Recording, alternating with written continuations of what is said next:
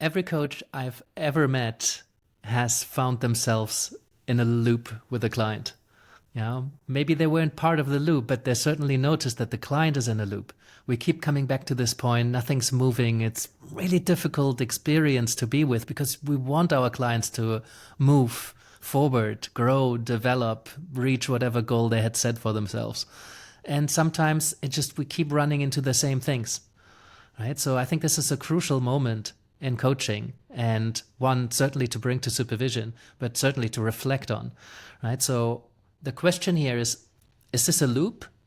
Like an actual loop where we're just going in circles and nothing is happening?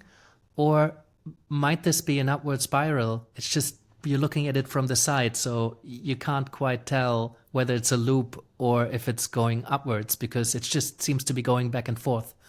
And I remember I discussed this recently in a supervision group, and I remembered reading a piece of, I think, Yalom's Law of Executioner, where he talked about sitting with a client at some point. He summed it up in like a short paragraph. He summed up like 6 months of sitting with this patient every week, and he would just be with them, right? He would just wait patiently until there's a natural out of this loop, right? Even if it is a full loop and you can't see any nuance of change, maybe that's just a loop that this person has to go through before they're ready to break out of it.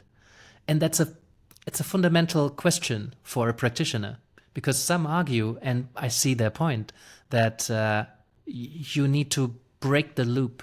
It's the coach's obligation to intervene so they don't loop, so you can catapult them out of that loop into something different.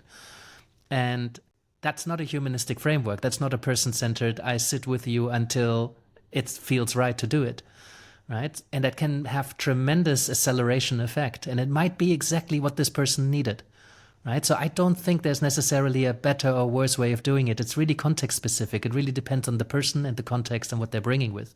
Because if you catapult somebody out of a loop too early, it might have catastrophic effects because they might have not been ready. Maybe they've been protecting themselves for a reason to not get out of the loop and not accelerate right now because they needed to be in that loop for a good reason. So I don't know that. So it's a decision I don't take lightly, whether I intervene and I help somebody to break out of a loop or I hold space for that. I always wanted to acknowledge that this seems to be happening.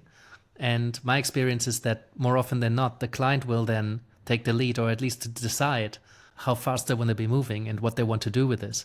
But I know many coaches with best intentions to just break that loop open.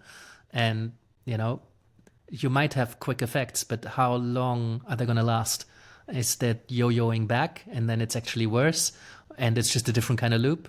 Or was that worth the try and they just needed that little push to get them into this upward spiral?